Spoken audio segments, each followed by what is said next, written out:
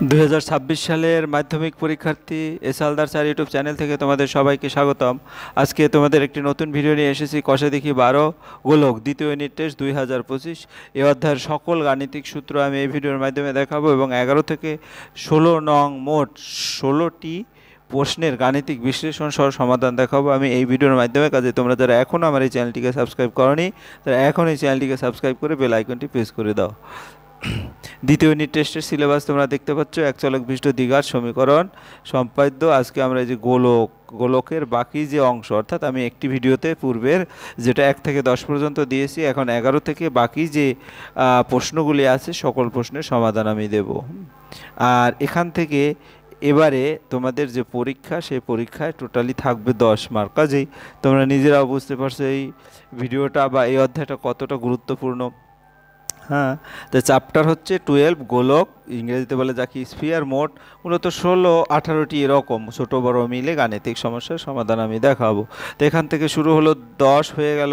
11 থেকে আমার প্রশ্ন শুরু। 11, 12, 13, 14, 15। 15তে দেখো 5টি অঙ্ক আছে এবং 15-র যে দেখা গেছে তোমার তারপরে সত্য মিথ্যা, দুটো সত্য মিথ্যা আছে, শূন্যস্থান পূরণ আছে, এরপরে বাকি 5টি অঙ্ক আছে। এই হচ্ছে তোমার টোটাল ভিডিওর যে বাকি যেটা। তো গোলকের প্রয়োজনীয় সূত্র এক নজরে যদি দেখি, এখানে টোটাল 6টি সূত্র আছে। এই 6টি সূত্র ধরেই আসলে গোলকের সকল অঙ্ক। কাজেই এই সূত্রগুলি তোমরা একবার দুইবার না অনেকবার লিখে লিখে মুখস্থ করবে। সূত্রটা আয়ত্ত হলে এবং তার প্রয়োগটা যদি তোমরা বুঝতে পারো তাহলে দেখা গেছে অঙ্কগুলি খুব সহজেই মনে থাকবে। তো আমি যদি একটু সিরিয়ালি দেখাই, গোলকের ব্যাসার্ধ যদি r একক হয় তাহলে গোলকের আয়তন হবে 4/3 পাই r কিউব ঘন একক। তারপর গোলকের ব্যাসার্ধ r একক হলে গোলকের বক্রতলের ক্ষেত্রফল হবে 4 পাই r স্কোয়ার বর্গ একক। অর্ধগোলকের ব্যাসার্ধ r একক হলে অর্ধগোলকের বক্রতলের ক্ষেত্রফল 2 পাই r স্কোয়ার বর্গ একক। এরপরে অর্ধগোলকের ব্যাসার্ধ যদি r একক হয় তাহলে অর্ধগোলকের সমগ্র তলের বক্রতলের ক্ষেত্রফল 3 পাই r স্কোয়ার বর্গ একক। অর্ধগোলকের ব্যাসার্ধ r একক হলে অর্ধগোলকের আয়তন 5 নম্বরে যে 2/3 পাই r কিউব ঘন একক। ফাঁপা গোলকের বহি ব্যাসার্ধ r2 একক এবং অন্তঃব্যাসার্ধ r1 একক হলে ফাঁকা গোলকের আয়তন হচ্ছে 4/3 পাই r2 cube minus r1 cube ঘন একক। এই 6টি যে সূত্র আছে, এই 6টি সূত্র ধরেই ঘুরিয়ে ফিরে তোমার অঙ্কগুলি তোমরা দেখতে পাবে। তাহলে আমরা 11 নম্বর প্রশ্নে যাই। একই ধাতুর পাত থেকে তৈরি দুটি ফাঁপা গোলকের ব্যাসের দৈর্ঘ্য 21 সেন্টিমিটার, আবার 17.5 সেন্টিমিটার। গোলক দুটি তৈরি করতে যে পরিমাণ ধাতুর পাত লাগে এলে তার অনুপাত নির্ণয় করো। ঠিক আছে, তাহলে আমরা যদি সমাধান দেখি, দুটি ফাঁপা গোলকের ব্যাস যথাক্রমে 21 সেন্টিমিটার এবং 17.5 সেন্টিমিটার। ফাঁপা গোলক দুটির ব্যাসার্ধ যথাক্রমে r1 সমান, তাহলে কি ব্যাস থেকে ব্যাসার্ধ 2 দেওয়া ভাগ 21/2 এবং 17.5/2। তাহলে আমার এখন গোলক দুটি তৈরি করতে যে পরিমাণ ধাতু লেগেছে তার অনুপাত 4 পাই r1 স্কোয়ার ইসটু 4 পাই r2 স্কোয়ার। তাহলে 4 পাই চলে গিয়ে r1 স্কোয়ার অনুপাত r2 স্কোয়ার 21/2 অনুপাত 17.5/2 হোল স্কোয়ার। তাহলে এটা যদি ক্যালকুলেশন করি 441/4 হোল স্কোয়ার হয় 175/20 হবে ইন্টু 175/20, অর্থাৎ যদি আমি ক্যালকুলেশন করি 36:25 আসবে। উপরোক্ত উত্তর গোলক দুটি তৈরি করতে যে পরিমাণ ধাতু লেগেছে তার অনুপাত 36:25। যদি ক্যালকুলেশনটা তোমাদের ওখানে সমস্যা হয়, এই ক্যালকুলেশনটা তোমরা আলাদা করে দিয়ে দিয়েছি, দেখে নিয়ে বুঝতে পারবে। ঠিক আছে, যাই হোক আমরা সরাসরি চলে যাই 12 নম্বর প্রশ্নে। একটি ধাতব গোলকের উপরিতলে এমনভাবে কেটে নেওয়া হলো যে নতুন গোলকের বক্রতলের ক্ষেত্রফল আগের গোলকের ঠিক অর্ধেক হয়। কেটে নেওয়া অংশের আয়তনের সঙ্গে অবশিষ্ট গোলকের আয়তনের অনুপাত নির্ণয় করো। তাহলে যদি ধরি ধাতব গোলকটির ব্যাসার্ধ r একক এবং উপরিতল কেটে নেওয়ার ফলে যে নতুন গোলক তৈরি হলো তার ব্যাসার্ধ r1 একক। তাহলে 4 পাই r1 স্কোয়ার ইকুয়াল 4 পাই r স্কোয়ার/2, মানে অর্ধেক যেহেতু। তাহলে এখান থেকে দেখা গেছে 2 r1 স্কোয়ার সমান r স্কোয়ার। তাহলে r1 রুট 2 ইকুয়াল r। কেটে নেওয়া অংশের আয়তন 4/3 পাই r কিউব মাইনাস 4/3 পাই r1 কিউব ঘন একক। তা 4/3 পাই কমন নেওয়ার পরে r cube minus r1 cube. তাহলে অবশিষ্ট অংশের আয়তন 4/3 পাই r1 কিউব ঘন একক। এখন কেটে নেওয়া অংশের সাথে অবশিষ্ট অংশের আয়তনের অনুপাত হবে। আমরা যদি অনুপাতটা করি তাহলে কি দেখা যাচ্ছে যে এইটার আয়তন অনুপাত এটার আয়তন।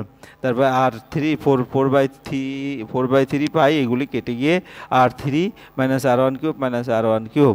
এখানে r এর পরিবর্তে r1 √2 কিউব r1 √2 কিউব, তাই 2 √2 r1³ 2√2, তাহলে বিয়োগ করলে কত আসে 2√2 - 1 r1³, তাহলে অনুপাতটা হবে 2√2 - 1 অনুপাত 1। আশা করি বুঝতে পেরেছো। কেটে নেওয়া অংশের সাথে অবশিষ্ট অংশের আয়তনের অনুপাত হবে 2√1 - 1 অনুপাত 1। এরপর 13 নম্বরে 14 সেন্টিমিটার দৈর্ঘ্যের ব্যাসার্ধ বিশিষ্ট একটি ভূগোলকের অক্ষটির বক্রতলের 0.7 সেন্টিমিটার দৈর্ঘ্যের ব্যাসার্ধ বিশিষ্ট দুটি বৃত্তাকার ছিদ্র করা হয়েছে। ভূগোলকের গোলকার অংশের ধাতব পাতের ক্ষেত্রফল হিসাব করি।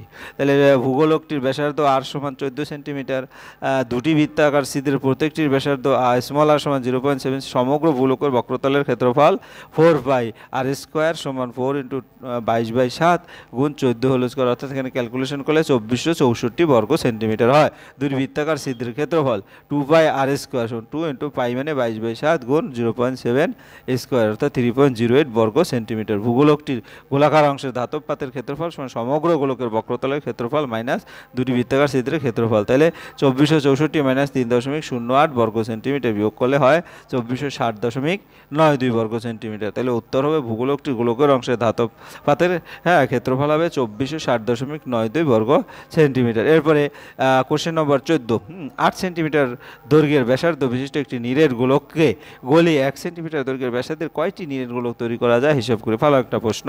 ধরে 8 সেন্টিমিটার ব্যাসার্ধে একটি নিরেট গোলক গলিয়ে 1 সেন্টিমিটার ব্যাসার্ধে নিরেট গোলক তৈরি করা যাবে। সুতরাং 8 সেন্টিমিটার ব্যাসে একটি নিরেট গোলকের আয়তন হবে কি, এবং 1 সেন্টিমিটার ব্যাসের এক্সটি গোলকের আয়তনের সমান। তাহলে 4/3 পাই r কিউব, আর বলতে এখানে 8 কিউব ইকুয়াল x × 4/3 পাই 1 কিউব। তাহলে এখানে ক্যালকুলেশন করলে 4/3 পাই কেটে যায়, 8 কিউব ইকুয়াল x থাকে, তাহলে 512 হয়, অর্থাৎ উত্তর হবে 512টি নিরেট গোলক 1 সেন্টিমিটার তৈরি করা যাবে। তোমরা ক্যালকুলেশনটা এখান থেকে আরেকটু ভালো করে তোমাদের সুবিধা অনুসারে দিয়ে দিয়েছি, তবে পরীক্ষার হলে এটা দেখানোর দরকার নাই। এরপরে আমরা চলে যাচ্ছি 15 নম্বরে অঙ্ক, এটা MCQ। 2r একক দৈর্ঘ্য বিশিষ্ট নিরেট গোলকের আয়তন। আমরা যদি উত্তরগুলি দেখি, তাই অতি সংক্ষিপ্ত যেটা বহু 2r একক দৈর্ঘ্য বিশিষ্ট নিরেট গোলকের আয়তন, তো নিরেট গোলকের আয়তন আমার এ নম্বর 32 পাই r³/3। কীভাবে আমরা যদি দেখি, 2r একক দৈর্ঘ্য বিশিষ্ট নিরেট গোলকের আয়তন 4/3 পাই r³, r³ জায়গায় 2r হোল কিউব। তাহলে এই 2 হোল কিউব করলে কত হয়, 8 r³ হয়। তাহলে 4 × 8 = 32 পাই r³/3 ঘন একক, তাহলে সেটা 1 নম্বরে আছে। এরপরে আমরা চলে যাচ্ছি দুটি নিরেট গোলকের আয়তনের অনুপাত 1:2, তাদের বক্রতলের ক্ষেত্রফলের অনুপাত। তাহলে ধরি গোলক দুটি ব্যাসার্ধ r1 ও r2, তাহলে 4/3 পাই r1³ 4/3 পাই r2³ সমান 1:8। এখানে 4/3 চলে গিয়ে থাকে, r1³ অনুপাত r2³ সমান 1:8, r1/r2 সমান 1:2। তাহলে গোলক দুটির ব্যাসার্ধের অনুপাত 1/2। গোলক দুটির বক্রতলের ক্ষেত্রফল 4π r1 স্কোয়ার 4π r2 স্কোয়ার, পাই চলে গেলে r1 স্কোয়ার r2, তো 1 এর স্কোয়ার 1ই হয়, 2 এর স্কোয়ার 4 হয়, অর্থাৎ তাহলে কী হবে 1:4। উত্তর হবে 1:4। কোথায় আছে, বি নম্বরের উত্তর আছে, ঠিক আছে। এরপর আমরা চলে যাচ্ছি 3 নম্বরে। 7 সেন্টিমিটার দৈর্ঘ্যের ব্যাসার্ধ বিশিষ্ট একটি নিরেট গোলকের সমগ্র তলের ক্ষেত্রফল কত। সমগ্র তলের ক্ষেত্রফল 147 পাই বর্গ সেন্টিমিটার। কীভাবে, 7 সেন্টিমিটার দৈর্ঘ্যের ব্যাসার্ধ বিশিষ্ট নিরেট অর্ধগোলকের সমগ্র তলের ক্ষেত্রফল অর্ধগোলকের 3π r স্কোয়ার উত্তর, তাই না। তাহলে 3π r এর পরিবর্তে 7 স্কোয়ার, তাহলে এখানে তোমার 147 পাই বর্গ সেন্টিমিটার। এরপরে 147 কোথায় আছে, আমরা যদি দেখি 147টা এই তো সিতে আছে। এরপর দুটি নিরেট গোলকের বক্রতলের ক্ষেত্রফলের অনুপাত 16:9 হলে তাদের আয়তনের অনুপাত, তাদের আয়তন 64 27, 27 64 না 64, অর্থাৎ এই নম্বর উত্তর। কীভাবে, ধরি গোলক দুটির ব্যাসার্ধের যথাক্রমে r1 একক r2 একক, গোলক দুটির বক্রতলের ক্ষেত্রফল 16:9। তাহলে এটা যদি আমি ক্ষেত্রফলের অনুপাত করি, এক এক করে r1/r2 করি, তাহলে 4:3 আসবে। গোলকটির আয়তন হবে, অনুপাত হবে 4/3 পাই r1³। তাহলে এখানে 4/3 পাই কেটে গিয়ে r1³ মাইনাস r অনুপাত r2³ r1/4/3 হোল কিউব, তাহলে 64/27 হোল কিউব। কাজে অনায়াসে তোমরা বের করতে পারো। 5 নম্বর, একটি নিরেট গোলকের বক্রতলের ক্ষেত্রফল ও 3 গুণ আয়তনের সংখ্যা সমান হলে গোলকটির ব্যাসার্ধ, এবং গোলকটির ব্যাসার্ধ হচ্ছে a, অর্থাৎ 1 একক। ধরি গোলকটির ব্যাসার্ধের দৈর্ঘ্য r একক, শর্তানুসারে 4π r² সমান 3 × 4/3 পাই r³, অর্থাৎ আর গোলকটির ব্যাসার্ধের দৈর্ঘ্য 1 একক। এরপরে আমরা এক নজরে যে উত্তর দেখি, এটার উত্তর এ, এটার উত্তর 1:4, এটার উত্তর 98 পাই, এটার উত্তর 64 পাই, আর এটার উত্তর হচ্ছে 1 একক। যাই হোক, আমরা সরাসরি পরের প্রশ্নে চলে যাচ্ছি। একটি নিরেট গোলকের ব্যাসার্ধের দৈর্ঘ্য দ্বিগুণ করলে গোলকটির আয়তন দ্বিগুণ হবে, এটা সত্য না মিথ্যা? বিবৃতি মিথ্যা, দ্বিগুণ হবে না, কারণ এটা 8 গুণ হয়ে যাচ্ছে। দেখছো 4/3 পাই 2r2, 8টা আলাদা করে, অর্থাৎ 8 গুণ হবে। তারপরে অর্ধগোলকের বক্রতলের ক্ষেত্রফল অনুপাত 4:9 হলে তাদের ব্যাসার্ধের দৈর্ঘ্য অনুপাত হবে 2:3। বিবৃতি সত্য, কারণ সত্য আমি কিন্তু এমনিতে বলতে পারবো না ক্যালকুলেশন করে। তাহলে ওইটি ব্যাসার্ধের যথাক্রমে r1 r2 একক, তাহলে এটার ক্ষেত্রফলের অনুপাত দেখবো, তাহলে অনুপাত দিলে r/2:3, তাহলে উত্তর হবে 2:3। ঠিক আছে। এরপর শূন্যস্থান, একটি তলবিষ্ট ঘনবস্তুর নাম গোলক।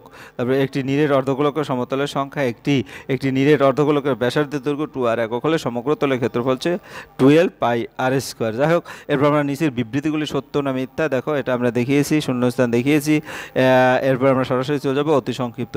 একটি নিরেট অর্ধগোলকের আয়তন ও সমগ্র ক্ষেত্রফলের সংখ্যামান সমান অর্ধগোলকটি ব্যাসার্ধের দৈর্ঘ্য কত? তাহলে ধরি অর্ধগোলকের ব্যাসার্ধ r একক, তাহলে 2/3 অর্ধগোলকের আয়তনের সূত্র 2/3 পাই r³, তাহলে সমান 3 পাই r², তাহলে r³ সমান 9/8। তাহলে এখান থেকে r সমান, কারণ একটা r² থেকে r³ চলে গেলে শুধু r থাকে, r সমান 4.5।